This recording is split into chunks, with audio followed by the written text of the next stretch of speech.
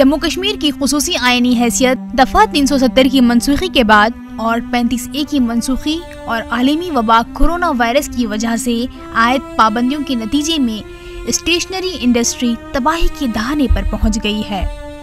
दिगर वजूहात समेत मुसलसल पाबंदियों ने स्टेशनरी के कारोबार को काफी नुकसान पहुंचाया है।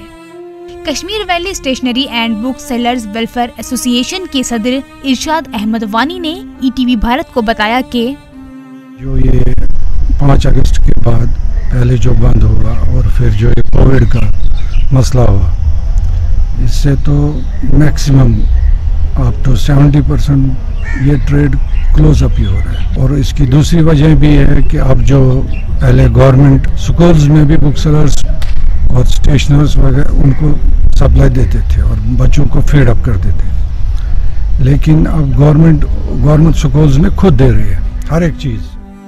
कारोबार से वाबस्ता लोगों का कहना है कि सरकारी स्कूलों में तो सरकार खुद तलबा को किताबें और दीगर स्टेशनरी का सामान मुहैया करती है, जिसकी वजह से हमारा बिजनेस सिर्फ निजी स्कूलों की वजह से चलता था।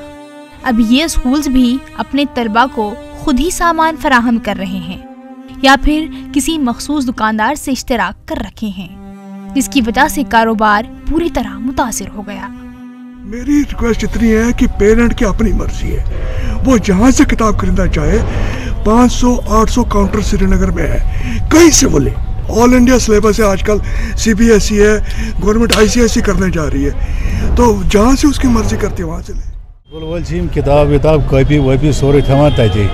ये तिमन पन मन मर्जी तमें मन मर्जी हिसाब से तिम पन पोस कर